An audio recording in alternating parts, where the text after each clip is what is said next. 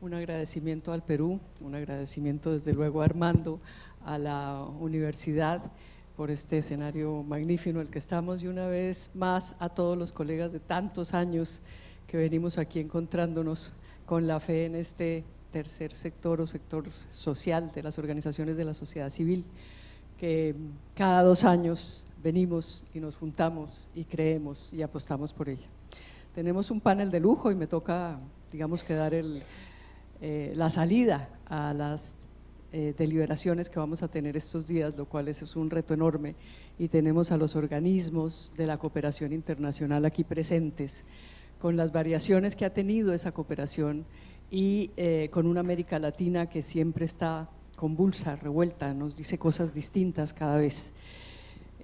Para ponernos en contexto, la región ya es una región de desarrollo medio, casi todos los países han sido declarados de desarrollo medio, con contadas excepciones. En el cambio de milenio, Naciones Unidas y la agenda internacional pone sus ojos en los ODM como una agenda global que tenía que contextualizar la cooperación, llevarla focalizada hacia unos objetivos, que eran los objetivos de desarrollo del milenio, que debían lograr esos 8 objetivos donde hubiera un desarrollo más armónico para los países. Se avanzó, pero no se logró, lo cual hace que en 2015 la misma cooperación internacional, los países, los 193 países que firman el acuerdo de los ODMs y la Agenda 2030 quieren focalizar y comprometer no solo a los estados, sino también a todos los actores para no dejar nadie atrás, y esa es como la hoja de ruta que marca la cooperación. En el 2008 tenemos la gran crisis en Europa que hace que se mermen brutalmente los fondos y los dineros destinados a la cooperación. Mientras tanto, los países también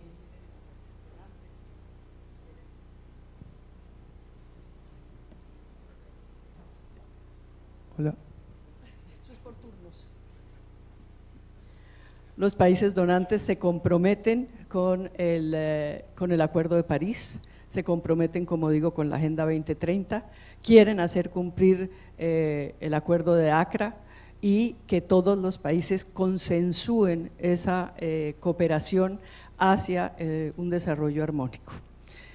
¿Qué le está pasando mientras tanto a América Latina? Si bien ha avanzado y en el 2020 pueden ser casi todos los países de desarrollo medio alto, tenemos idas y venidas, tenemos unas democracias cuestionadas por la corrupción, unas democracias distintas, tenemos el fenómeno del narcotráfico en algunos países, México y Colombia lo padecen fundamentalmente. Tenemos estas agendas de los países donantes que están teniendo que mirar hacia sus sociedades, que reclaman que la inversión se haga hacia adentro porque les están llegando problemas en una migración desordenada pero masiva, que tienen que atender sus propias agendas. Por consiguiente, si bien se mantendrá la ayuda para las hambrunas, para el desplazamiento, para los conflictos, probablemente la ayuda al desarrollo se va a mermar y se mermará mucho más para América Latina. En este contexto, pues le quiero preguntar a nuestros maravillosos panelistas, tenemos aquí al PNUD en Conedo, a Rocío, que representa no solamente la alianza de las organizaciones de cooperación internacional, sino además la Organización Sueca de Cooperación, a la GIZ con Ulrich, y a Gabriel de Avina y a Javier Game. Bueno, Luis Miguel, bueno, listo, Luis Miguel, perdón. En ese contexto querría yo preguntarles qué quiere decir liderar para cooperar y qué tienen que estar haciendo con las organizaciones de la sociedad civil, los organismos de cooperación. Y empecemos por allí. Muy bien, muchas gracias y muy buenas tardes con todos. Me llamo Edo Stock, yo soy de PNUD aquí en el Perú y será un gusto tratar de elaborar un poco sobre el tema. Primero, en términos de liderazgo, creo que vivimos en tiempos sin precedentes y yo creo que tenemos que estar muy ambiciosos como nuestra generación y aprovechar el momentum que el mundo nos dio, ¿no? Entonces nosotros, nuestra generación, puede ser la primera generación que frena el cambio climático a nivel del mundo, a raíz de los acuerdos globales que se están fomentando, que es una amenaza muy significativa para nuestro planeta y para la gente que vive aquí en zonas especialmente expuestas bajo muchos riesgos. Y segundo, como la Agenda 2030 o los Objetivos de Desarrollo Sostenible realmente nos presentan una oportunidad de ser la primera generación de erradicar la pobreza extrema en el mundo totalmente, ¿no? Entonces tenemos que estar realmente ambiciosos y no hay en realidad ninguna razón para lo cual no lo podemos hacer. Tenemos la tecnología, tenemos todo el conocimiento de poder hacerlo. Entonces es nuestra tarea de ver de dónde están estas personas que están dejados atrás, cómo los podemos ayudar y hacerles parte de la sociedad. Quería conectarme con este tema de países de ingreso medio. Así nosotros pensamos un poco sobre Latinoamérica. Latinoamérica en muchos sentidos como son países de ingreso medio, ¿no? Pero ¿dónde está la clase media? ¿No? ¿Dónde está la clase media si tú tienes un país de ingreso medio? ¿No es cierto? Ese es un razonamiento lógico que alguien tendría que tener. Entonces, la respuesta es que nuestras clases medias que sí existen en Latinoamérica, pero son relativamente pequeños, ¿no es cierto? No son del tamaño que uno esperaría si nosotros vemos el ingreso que los países tienen. Y esa es una de las problemáticas grandes que enfrentamos en este momento. ¿Cómo logramos avanzar? ¿Cómo logramos erradicar esta pobreza? ¿Cómo logramos revertir los efectos del cambio climático y cómo al mismo tiempo fomentamos países realmente de clase media donde vamos a sacar la gente de la pobreza y de manera sostenible lograr que la gente se quede en la clase media o inclusive suben más arriba pero que no se caigan más abajo. Y por eso nosotros básicamente pensamos en tres factores, ¿no? Que son absolutamente importantes de tomar en cuenta. Como el primer factor es el tema de productividad, ¿no? Entonces necesitamos lograr que todas las personas sean productivos. Tenemos que ver en Latinoamérica nuestros sectores informales que generalmente limitan mucho la productividad y tenemos que buscar como innovaciones, tenemos que buscar incrementar la competitividad y buscar a lograr que también los jóvenes que ahora salen al mercado laboral tengan chances, ¿no? Entonces, de esto estamos hablando para tratar de mejorar la...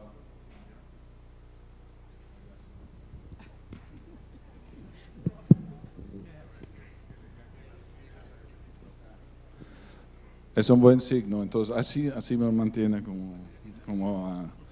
me está recordando que no va a hablar demasiado tampoco, ¿no es cierto? Entonces, productividad, número uno.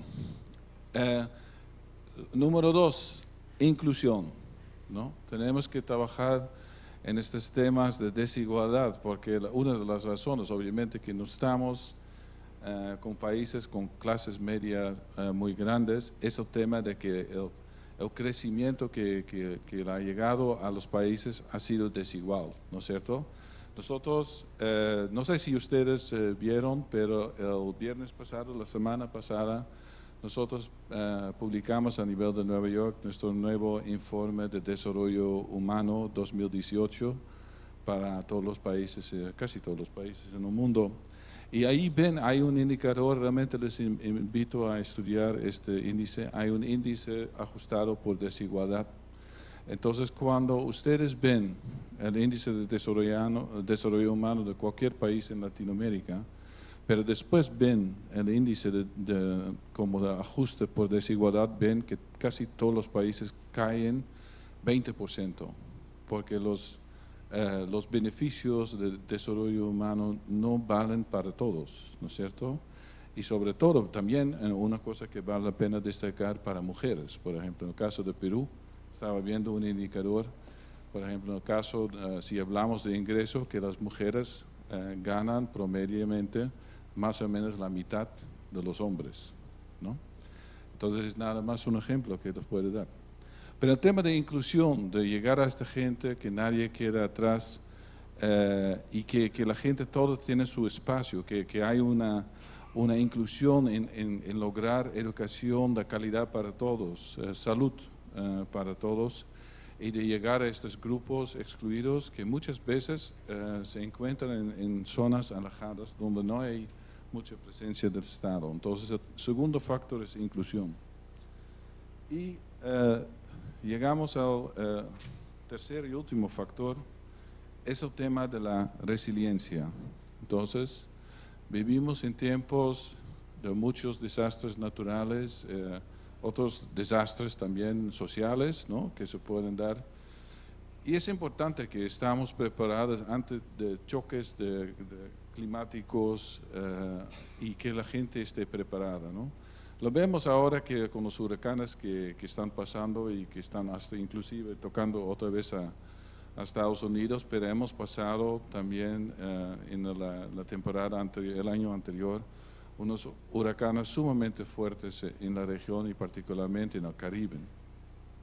Pero nosotros mismos en Perú hemos también experimentado el fenómeno del niño costero, que realmente dejó a la vista una gran afectación a la gente. Y como siempre es el caso, que la gente que está más afectada y que más otra vez está afectada en su desarrollo es la gente que trabaja, que es de menos recursos y que no tenga la opción de vivir en lugares más seguros, ¿no?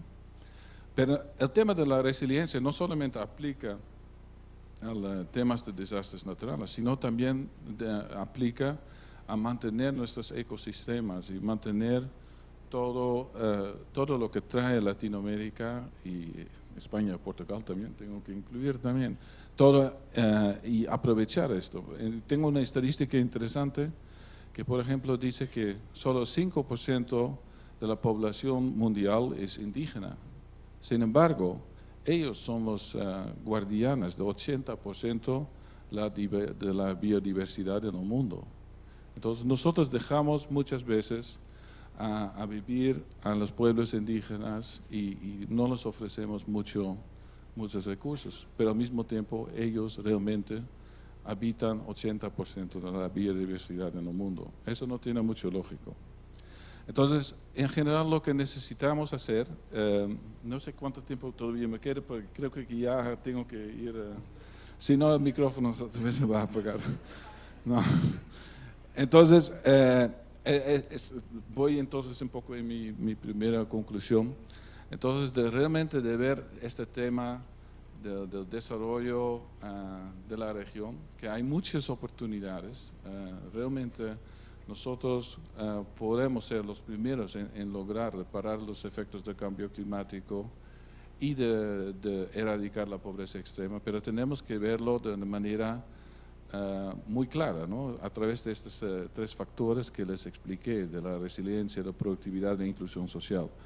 Y para cerrar, entonces, el tema cómo lograrlo es de lograrlo a través de instituciones muy fuertes, ¿no es cierto?, una gobernabilidad que funciona, que está claramente enfocado a trabajar en los temas y que aprovecha la Agenda 2030, que es una agenda de todo tipo de objetivos interconectados, ¿no? Entonces sería una equivocación, como solíamos hacer en los objetivos del milenio, de cortar en 8 objetivos y cada uno trabaja por separado, ¿no? Ese es un marco, a pesar de que son muchos objetivos que están interconectados. Y lo que nos toca de ver es de cómo interconectar estos problemas y de lograr soluciones de gobernabilidad. Y la sociedad civil tiene un papel tremendamente importante ahí, que está presente en los sitios donde ocurren todos los hechos, donde se pueden tener los beneficios.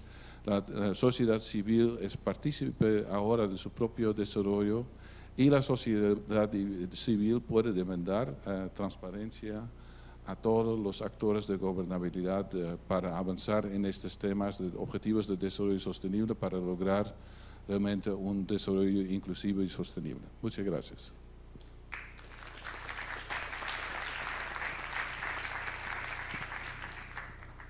Yo voy a poner ahí un signo de exclamación. No estamos tan convencidos que eso sea tan fácil de lograr. Decir que somos la generación capaces de alcanzar y frenar el cambio climático. Hay quienes dicen que eso ya es irreversible, que probablemente lo podemos ralentizar, que tenemos que asumir acciones contundentes para poder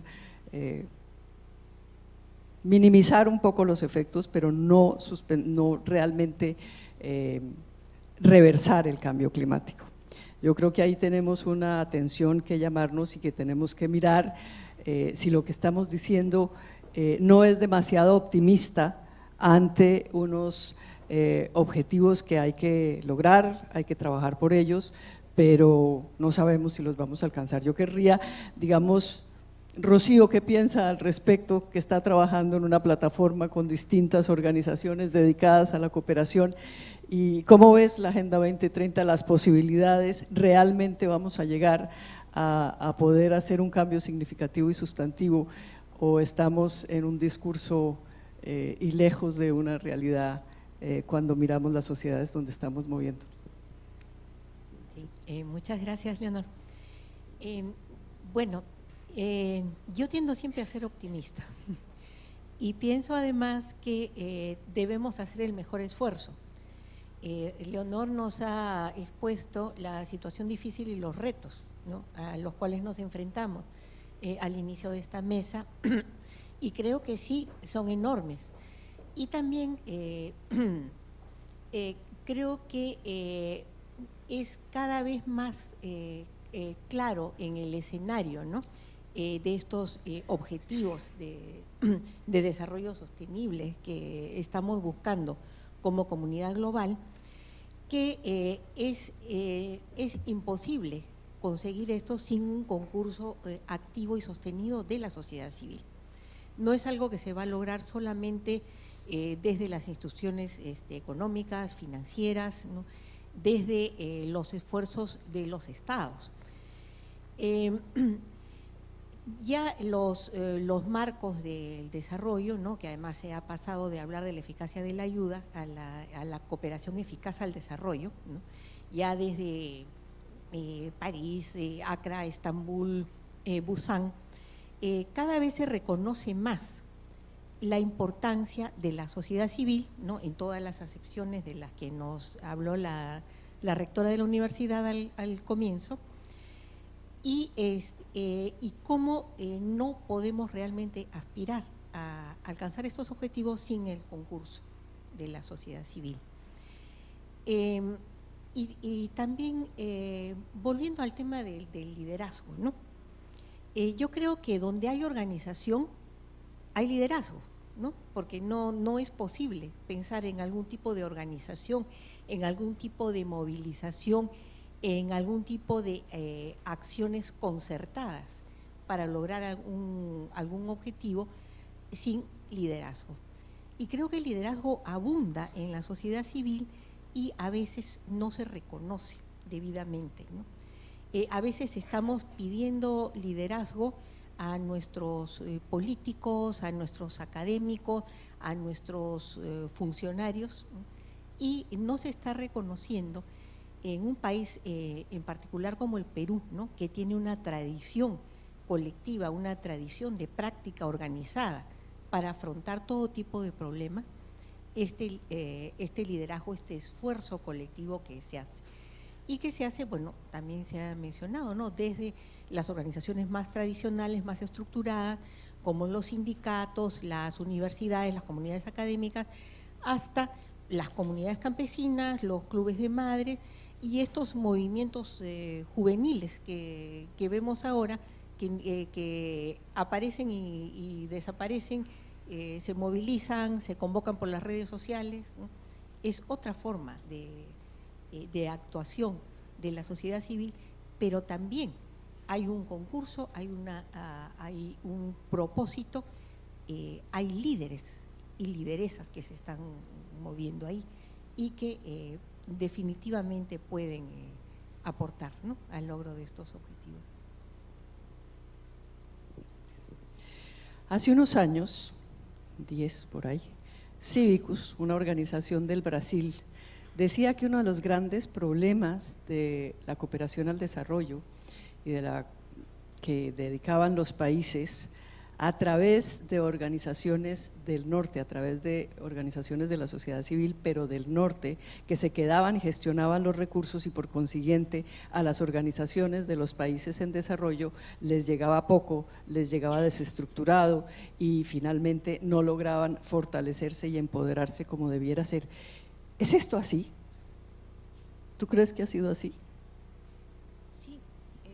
Sí, definitivamente. Justamente, bueno, los foros de Estambul y de Busan han hablado de la necesidad de marcos, ¿no?, para lograr un entorno habilitante para la sociedad civil. Esto es, digamos, estos están alineados con principios básicos de derechos humanos, de Estado de Derecho, de democracia, libertad de expresión, y se entiende esto como el marco en el cual la sociedad civil efectivamente puede desarrollarse y puede hacer los aportes de lo que mencionaba. Sin embargo, lo que se ve ahora es lo que se llama en inglés el shrinking space, ¿no?, o el espacio que se va reduciendo para la sociedad civil en lugar de la ampliación de los entornos habilitantes. Justamente Cívicus hace un monitoreo anual del espacio para la sociedad civil y en el monitoreo 2018, para el caso del Perú, lamentablemente Cívicus califica la situación del Perú como de obstrucción al desarrollo de la sociedad civil, ¿no? Hay otros que son entornos abiertos, otros que son entornos mucho más cerrados, restrictivos, represivos. En el caso del Perú se califica de obstructivo, ¿no? Entonces, tenemos que pensar de qué manera, ¿no?, desde la cooperación y desde todos los otros sectores en los que estamos, podemos contribuir a lograr el desarrollo de estas condiciones, de este entorno habilitante para que la sociedad civil pueda dar lo mejor de sí y contribuir eficazmente al desarrollo. La descripción de la GIZ como una entidad dedicada al desarrollo dice que se dedica al desarrollo con soluciones o buscando soluciones complejas. ¿Qué quiere decir eso, Ulrich? Soluciones complejas para un mundo complejo. Yo creo que ahí hay un punto muy importante en el momento de recibir. Muchas gracias por la invitación, de recibir esa invitación aquí. ¿Qué voy a hacer aquí? Porque estoy representando una empresa del gobierno alemán dedicado a la cooperación intergubernamental. Entonces, ¿qué hago aquí ahora con la sociedad civil? Yo creo que ahí es justamente la parte de las soluciones complejas. Como representante de la cooperación alemana puedo decir a una plena convicción en Alemania, no solamente del gobierno, sino también de la sociedad civil, que un desarrollo sostenible no puede ser asunto solamente del Estado. Es asunto del sector privado, es asunto también de la sociedad civil, y si uno considera todos esos aspectos, no encuentra una respuesta fácil, técnica a determinados desafíos o problemas que enfrentamos en todas las sociedades. Entonces ahí está la primera parte de la respuesta, es decir, la consideración de los diferentes actores en los respectivos países. Segundo, que nosotros también por convicción no tenemos proyectos propios en los respectivos países, sino nuestra misión es apoyar iniciativas nacionales. Por nuestra característica de la cooperación son iniciativas gubernamentales, pero esas iniciativas gubernamentales, parte de nuestra cooperación también es asegurar el espacio de la sociedad civil dentro de esos procesos. Entonces ahí es una pregunta bastante compleja. Para simplificar un poco la respuesta, parte de nuestra misión es la incorporación, tanto la movilización del capital y de las iniciativas de la creatividad del sector privado, de las empresas, la inclusión de la academia en los respectivos países y también la participación de la sociedad civil. Pero eso siempre en cooperación con nuestra contraparte, que son las entidades gubernamentales.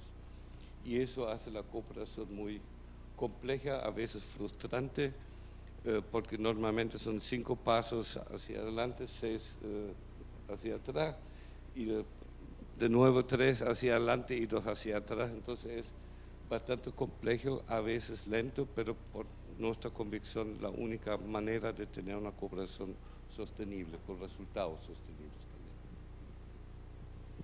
también. Mil gracias. Aquí tenemos a la Fundación Avina.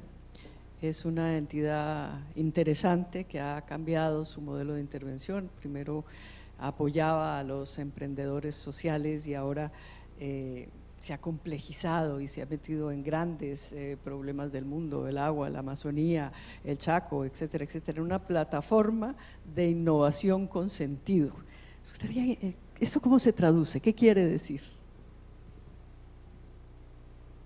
Muchas gracias. Ante todo, muchas gracias a todos, a los miembros del panel, a los organizadores y también al público, porque es realmente un honor poder expresar algunas ideas en torno a este tema tan importante en este foro. Como ya se dijo, yo represento a Fundación Avina, que efectivamente es una entidad que se reinventa constantemente y se adapta a una situación siempre cambiante y siempre desafiante, como es intentar promover el desarrollo sostenible en nuestra región de Latinoamérica. Como lo hemos definido últimamente en nuestro último plan estratégico, es que queremos aportar innovación con sentido. Es decir, combinar distintas innovaciones, innovación tecnológica, innovación social, innovación en negocios, para proveer soluciones que puedan ser efectivas, pero a la vez costo-beneficiosas a problemas tan complejos como los que hemos estado empezando a mencionar aquí. Quería compartirles una reflexión que me da el solo hecho de haber escuchado las primeras palabras en este panel, que se llama Liderar para Cooperar. Yo me había preparado unas pequeñas líneas y quería terminar con lo que voy a decir. Yo pienso que el desafío de liderar para cooperar lo tenemos que ver al revés. Nosotros es indispensable cooperar para poder liderar. No es posible, no es concebible tener resultados sostenibles e impactos realmente tangibles si no aprovechamos las diferentes experiencias que ya se están dando en las diferentes entidades y sectores que forman la sociedad civil y nos ponemos, digamos, a articular. Articular es un imperativo y me hizo pensar esto porque en verdad gran parte de lo que tengo yo acá relevado para compartirles ya se dijo. Estamos en un contexto de crisis total, ambiental, por donde lo vean, ¿no? El tema de la degradación ambiental, cambio climático, el tema de la pobreza, la desigualdad. Saben ustedes, no tengo la cifra de Iberoamérica, pero sabemos que en Latinoamérica es el continente más urbanizado del mundo. Cerca del 80% de la población latinoamericana vive en ciudades, pero a la vez es el más desigual. Y la cifra que comentó Edo del PNUD solamente ratifica eso. Si medimos nuestro performance por los ingresos, que ahora son medios, y la cooperación efectivamente está en declive en términos de fondos, entonces estamos todos en ingreso medio, no necesitamos cooperar. Pero no es así, porque la desigualdad va en crecimiento. Y allí es donde creo que viene el tema de es importante innovar, e innovar con sentido, juntar soluciones. Por ejemplo, les decía que el imperativo es cooperar para poder liderar. Nosotros tenemos algunas experiencias con las mismas personas que están con las mismas instituciones que están representadas en esta mesa y les quería compartir. Por ejemplo, con el BID.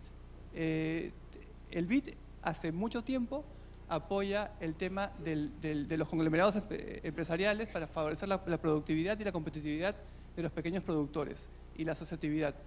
Ese tipo de trabajo que también lo ha apoyado la GIZ y muchos de los que estamos representando instituciones aquí, ahora mismo es política pública en el Perú.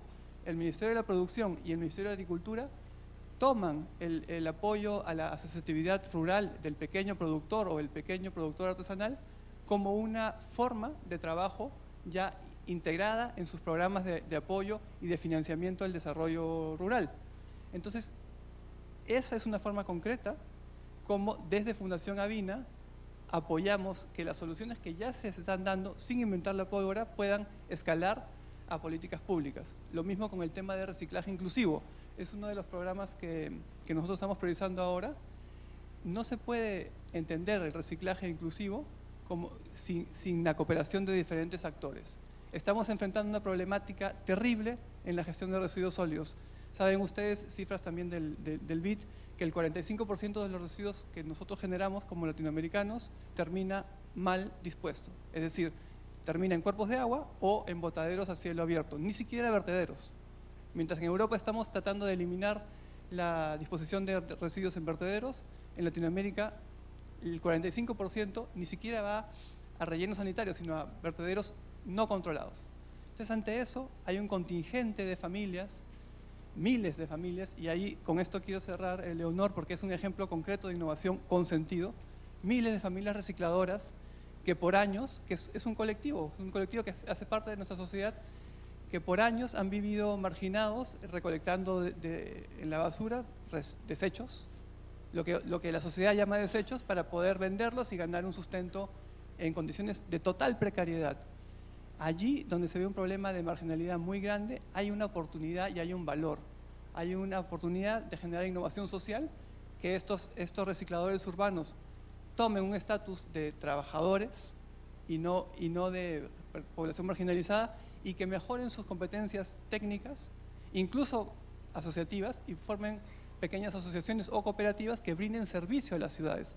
Esto que suena teórico está funcionando, es ahora política pública en varias ciudades de la región, y estos colectivos humanos están ayudando a que una parte menos, digamos, sorprendentemente grande de los residuos acaben de esta manera tan poco adecuada, incrementando el problema de calentamiento global y de la falta de disponibilidad de recursos y materias primas vírgenes. Entonces, con eso quería comentarles que es imperativo, reafirmar, mejor dicho, que es imperativo articular, es imperativo reconocer que entre los actores que conformamos la sociedad civil ya estamos implementando la Agenda 2030, ya estamos colaborando con los Objetivos de Desarrollo Sostenible, con la hoja de ruta de la nueva agenda urbana y también de los otros acuerdos globales, pero necesitamos poner en valor este apoyo, hacer un ejercicio de reconocernos, como es este mismo encuentro, y de poner en valor lo que estamos haciendo y de encontrar las conexiones para acelerar los cambios y poder tener más ejemplos de que prácticas fomentadas desde la sociedad civil, incluso sin fondos internacionales, sino desde la misma capacidad de la economía de los países, pueda aterrizar en soluciones de mayor escala, como en políticas públicas o incluso prácticas de las empresas nacionales o transnacionales. Javier, ¿qué significa para el banco y para la región todo lo que está pasando en Venezuela, país que queremos mucho, que sentimos en el alma, que acompañamos permanentemente y que está viviendo una salida masiva de sus ciudadanos para llegar a Brasil, a Colombia, a Ecuador, a Perú? ¿Qué está haciendo el banco? ¿Cómo lo ve el banco? ¿Le toca, no le toca? Quienes estamos aquí sentados tenemos que ser testigos de que esto hay que oírlo y pensarlo sin pretender entrar en profundidades políticas. Sí es muy importante hablar sobre las complicaciones sociales que este momento del país significa. Me la puso difícil, doña. No, muchas gracias primero a los organizadores, realmente para nosotros un placer estar acá. Gusto verte, honor, después de tantos años desde que estuve en Colombia. Y no, realmente yo creo que el tema tiene una importancia radical en este momento en la coyuntura, no solamente de la región, sino también en vistas del futuro de muchos de los temas que han venido acompañando la agenda, tanto del Banco Interamericano como de no solo los gobiernos, sino también de la propia sociedad civil. Justamente hace pocos días salió un artículo del presidente Moreno del BID, publicado en el Washington Post, en donde él llama precisamente a una iniciativa regional para poder establecer un fondo que permita contar con recursos que ayuden a los países a afrontar no solamente la crisis humanitaria derivada de este proceso migratorio, sino también pensar un poco más allá, cómo la región puede afrontar una situación de este estilo de manera ordenada, mirando lo que han sido desafíos similares que han vivido continentes como Europa, con la migración también que se ha producido en los últimos años, pero también poniéndole ese carisma y calidad respecto a lo que pueden ser acciones que a futuro permitan incorporar este flujo de una manera más ordenada, pero sobre todo no solo pensando en el ser humano como foco, sino también en la manera en cómo los países pueden administrar esta situación que sin duda nos ha afectado, y a los distintos países de la región, como ha señalado, han generado esta necesidad. Como les decía, el presidente Moreno ha lanzado esta iniciativa. El banco en sí mismo está trabajando en algunos temas para poder apoyar a los distintos gobiernos con experiencias que se han dado respecto a programas que tradicionalmente se han venido trabajando en distintos sectores, sean estos salud, educación, protección social, pero también en los proyectos vinculados a servicios públicos y servicios al ciudadano que puedan ayudarle a los gobiernos como tal a administrar esta situación. Y aprovecho de esto como para tomar un poco lo que nos ha convocado a este primer panel, y es justamente el pensar hacia dónde vamos con el tema de sociedad civil. El banco ha sido desde hace muchos años un promotor precisamente de estos espacios. Muchos deben saber que nosotros contamos con un foro de sociedad civil que se realiza anualmente y sobre distintas temáticas. De hecho, este año está previsto en el mes de noviembre el foro en Paraguay, y la temática particularmente son los trabajos del futuro.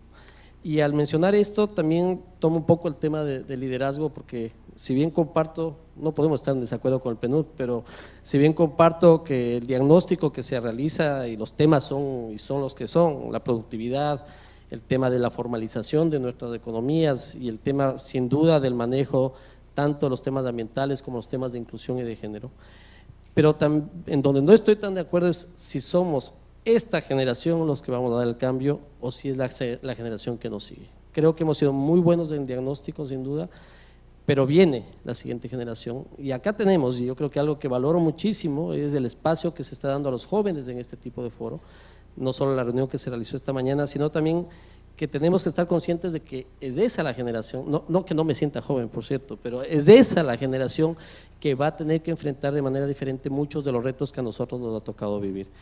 Y al mencionar esto también creo que es importante distinguir entre los temas del mediano plazo y los temas de la coyuntura respecto a la participación de la sociedad civil. Temas como la productividad ya mencioné, temas como el cambio climático son sin duda temas del mediano plazo que hay que afrontarlos, pero tenemos temas de coyuntura como este mismo fenómeno migratorio, por ejemplo, o los servicios que como sociedad civil se perciben desde los gobiernos, el tema de la transparencia y el tema de la calidad de vida, que al final del día es lo que creo todos buscamos impactar, sea desde los gobiernos, sea desde los organismos multilaterales y de la propia sociedad civil.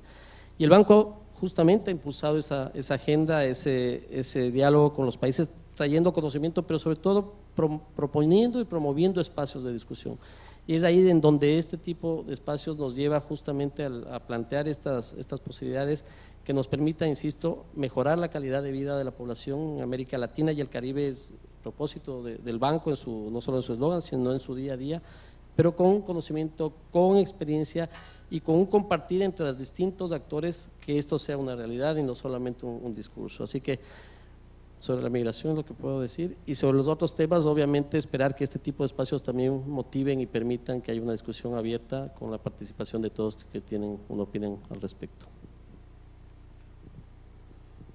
El otro día un representante del BID decía que ahora, revisando la estrategia del banco, iban a buscar soluciones disruptivas.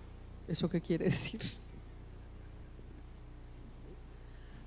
A ver, primero agradecer a Luis Miguel, el mejor representante del BID está acá en Avina. Hemos sido sin duda alguna y somos socios en muchos países de la región.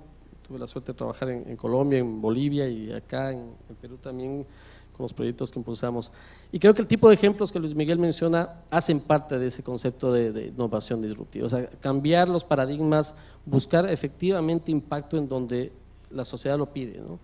Y al hacer mención a eso, también impulsar una agenda de innovación entendida no solamente como la incorporación de la tecnología o los aspectos de la comunicación que estamos viviendo, sino cómo efectivamente eso se pone en marcha. Y creo que eso es básicamente lo que entendemos por disrupción, cambiar la forma en que estamos pensando de aquellas cosas que en el día a día las vivimos, pero que queremos que tengan un impacto diferente.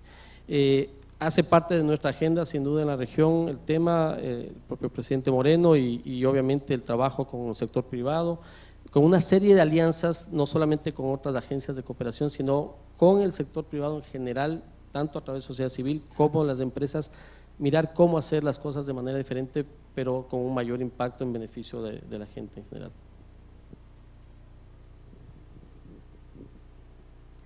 Una pregunta que no tiene destinatario, pero el que la quiera contestar me parece interesante de todas maneras tocarlo. Nuestros países en general, todos, están muy atravesados por la corrupción. Ese es un tema brutal que a todos nos conmueve y nos aterra. Ustedes como organizaciones de cooperación de países o de organismos institucionalizados que tienen que trabajar allí con los gobiernos, ¿Cómo pueden tocar ese tema y tratar de apuntar hacia soluciones efectivas? Es casi tan interesante como la migración, esta pregunta por el desafío. Sí, yo quería pasar el micrófono nomás.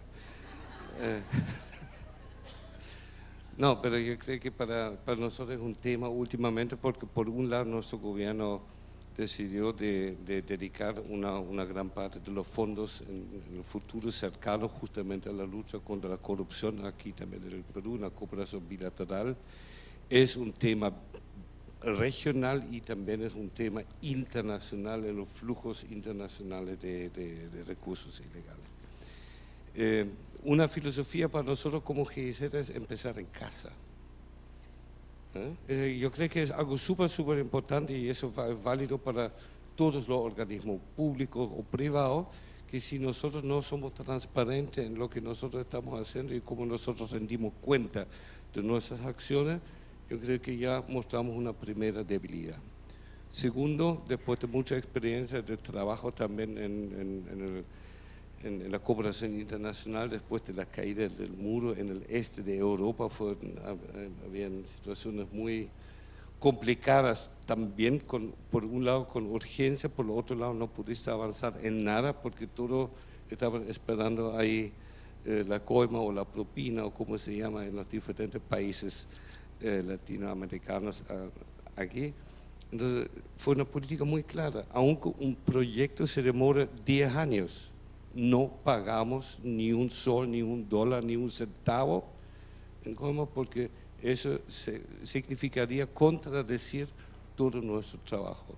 Entonces ese fue para nosotros el primer paso. El segundo, en los procesos, en las cooperaciones que nosotros estamos apoyando, siempre colocar ese tema en el tapete, porque el tema anticorrupción no es un tema para un panel anticorrupción, es como el tema clima, que tiene un tema clima y después en transporte hace todo lo contrario, o en energía hace todo lo contrario, sino es un tema realmente transversal, entonces hay que considerarlo en todas las políticas, en todos los procesos y en la participación, y ahí surge también el rol importante de la sociedad civil como un ente controlador.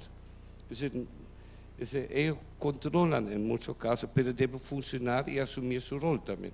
Yo escucho mucho de la sociedad civil y cuán fuerte es la sociedad civil.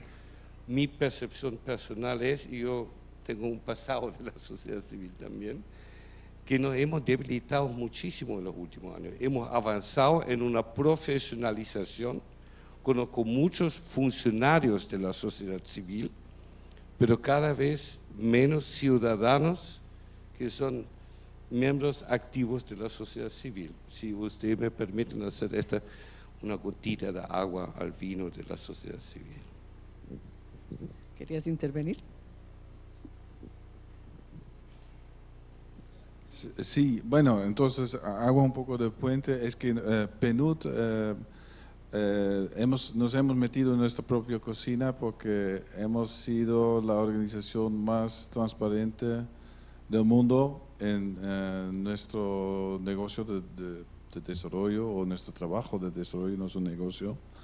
Entonces, cuando ustedes van a nuestros sitios web hay un aplicativo y ustedes pueden ver literalmente todos los proyectos que hacemos en el mundo, todos los procesos de compra significativos, todo está transparentado. Entonces hemos sido elegidos por el International Aid Transparency Index por varios años como la organización más transparente del mundo. Pero lo bonito de ver es que otras organizaciones de la cooperación internacional también están subiendo rápido y la competencia se está poniendo cada vez más fuerte, ¿no? Entonces, pero esa es una cosa que nos impacta, no es una cosa que alguien en la sede que actualiza el sitio web, realmente la organización a todo nivel, en todas las oficinas, cada uno de nosotros trabaja en esto para lograr que esta información siempre está actualizada, siempre está disponible para todos. Es realmente una misión de tener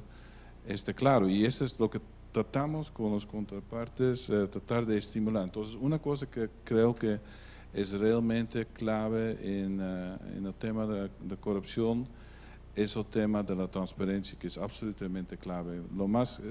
Hay que tener la actitud, mejor poner la información, o si realmente no quieres poner una información, entonces decir por qué no.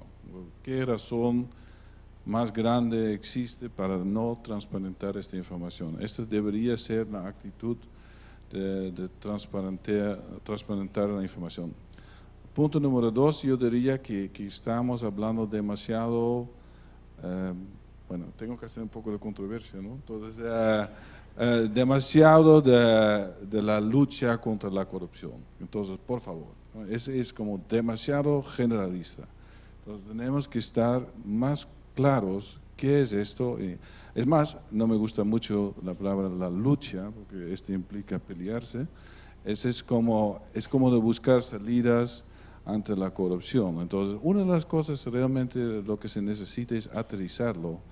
Y creo que vamos a avanzar más claramente si logramos entre nosotros destacar más puntualmente dónde están estos nidos principales de corrupción, como dice Ulrich, puede ser, no sé, en la construcción o en otras partes, pero tratan de diagnosticar en los países, en las sociedades donde existen esto y sean un poco más específicos, porque si el debate se centra sobre la lucha contra la corrupción es demasiado abstracto para trabajar esta temática. Nosotros, por ejemplo, desarrollamos, estaba en la semana anterior desarrollando un proyecto de lucha contra la corrupción, ahora mismo yo lo digo, pero el tema de violencia de género, el sistema judicial, entonces de tratar de buscar en esta área de violencia de género cómo transparentamos la información para que realmente podamos ver cómo avanzar, ¿no?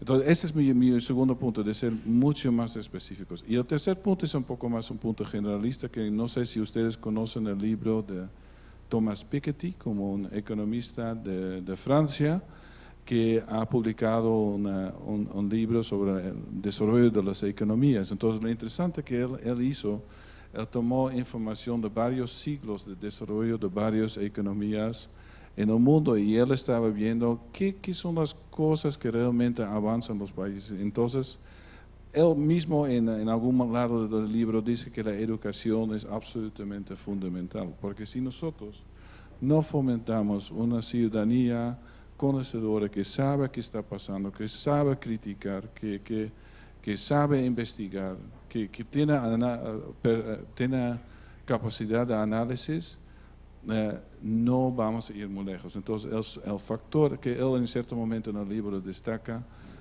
para lograr mayores esfuerzos de crecimiento, y yo lo estoy como extrapolando hacia el tema de la corrupción, es que tenemos que mejorar la calidad de nuestra educación en todos los países, logrando que hay una base muy fuerte para que nadie pueda mentir a la gente ni puede esconder información, y que tenemos una ciudadanía que sea capaz de pedir las preguntas, de preguntar las preguntas difíciles.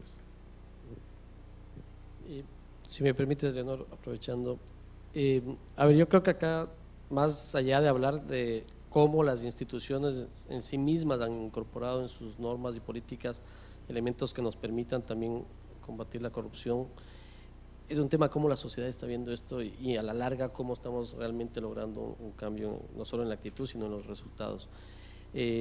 Obviamente hay elementos que han estado en la discusión durante décadas. El Estado de Derecho, el respeto al Estado de Derecho es algo clave y sin duda alguna un elemento que tiene que mantenerse, así como el fortalecimiento de las instituciones. No podemos claudicar en ese sentido porque, tomando lo que decía la colega hace un momento, el liderazgo también viene de la organización, pero viene también de las instituciones como tal. Y a ello obviamente los elementos de educación y de transparencia. Pero acá también está un tema de participación activa y ahí es donde yo rescato también los espacios en donde la sociedad civil tiene un rol y debe tener también un compromiso respecto a esto. No porque no lo haya hecho, pero es parte también de esos equilibrios que como sociedad debemos buscar entre lo público, lo privado y la sociedad como potencial afectado o beneficiado de que esto se controle o se elimine. Y al hacer esta referencia es porque los números son claros, o sea, la corrupción no solamente está costando a los países en términos de los recursos que han quedado en manos de los corruptos, está quedando en los proyectos no realizados, en los costos excesivos que se han pagado por obras que se necesitaban, pero que han costado más de lo que aquello que pudieron haber costado. Entonces, al hacer esa reflexión, no solamente es referirnos casa adentro, sino también cómo en el debate debemos valorizar bien lo que está haciendo este lastre o este fenómeno, y en esa medida cómo las políticas tienen que apuntar a hacer esto un esfuerzo sostenido. Yo quisiera agregar algo breve a lo que ya se dijo. Creo que si nos ponemos a luchar contra la corrupción, ya estamos a la defensiva y creo que lo que tenemos que hacer es evitar las prácticas corruptas, ¿no? Creo que esto se puede hacer desde las organizaciones de sociedad civil y desde las organizaciones de la cooperación de una manera bastante simple, que es, además de la transparencia y las cosas que ustedes ya han mencionado, es los códigos de ética explícitos, ¿no? Para que no quede sobreentendido o sujeto a interpretación, como hemos escuchado de muchos de los magistrados. Bueno, para los que no conocen el contexto del Perú, hemos escuchado a muchos de los magistrados involucrados en un escándalo de corrupción decir, bueno, que ellos no han cometido delitos sino faltas éticas, ¿no? Y que como si eso fuera excusable en un magistrado. Entonces, creo que necesitamos a todo nivel, en todos los diferentes tipos de organización, códigos de ética explícitos, ¿no? En las ONG, las agencias de cooperación, las universidades, los organismos públicos, ¿no? Y necesitamos además mecanismos de queja eficaces, ¿no? Porque si le damos una responsabilidad genérica a la sociedad civil de vigilar y denunciar, ¿no? ¿Por qué medios? ¿No? ¿Por qué canales? ¿Quién los atiende? ¿Cómo se les responde? Entonces necesitamos mecanismos de queja y de respuesta eficaces en todas las organizaciones de la sociedad civil, del Estado, de la cooperación y en todos los niveles. Tienes 2 segundos porque ya me están haciendo caras de que vamos a terminar y se me quedaron unas preguntas en el tintero, pero bueno, queda más tiempo. Perdón, es que solamente quería seguir el hilo del dato que acaba de mencionar la compañera. Hay herramientas actualmente a nuestra disposición que pueden servir para tener estos mecanismos explícitos y están en nuestras manos, ¿no? La tecnología actual, las tecnologías digitales permiten un acceso a información que nunca antes se había visto. Entonces hay toda una movida latinoamericana global hacia la transparencia y la apertura de datos. Entonces existen, y varias organizaciones apoyamos este tema, los generadores de software cívico. Nosotros llamamos tecnologías para el cambio social, que permiten al ciudadano acceder a datos públicos que por ley están abiertos y también generar mecanismos de queja que mencionaba la compañera. Por ejemplo, cortito nomás, las villas de Buenos Aires albergan al 10% de la población de Buenos Aires, más de 300.000 personas viven allí. Las villas de Buenos Aires hace 3 años no estaban en el mapa y usando una tecnología GPS que todos tenemos a nuestra disposición ahora, esas villas hoy día están en el mapa. Se mapeó participativamente y visibilizar geográficamente las cosas es el primer paso para poder reclamar. Y ahora, a través de una plataforma de código abierto que se llama Caminos de la Villa, justamente pueden entrar por internet los pobladores que ya son visibles, ya están en el mapa, pueden monitorear las obras públicas que por derecho, por obligación, el gobierno de la Ciudad de Buenos Aires tiene que hacer en esta ciudad. Es un ejemplo concreto, con tecnologías que están a la mano, podemos ir un poco hacia la transparencia y en contra de la corrupción. Ya, me están haciendo caras, no nos da tiempo como para hacer una ronda de conclusiones. Visibilizar, participar, definitivamente es fundamental en la sociedad civil. Este es apenas un abrebocas. Muchas gracias a todos los participantes por haber estado aquí conversando conmigo y buena jornada.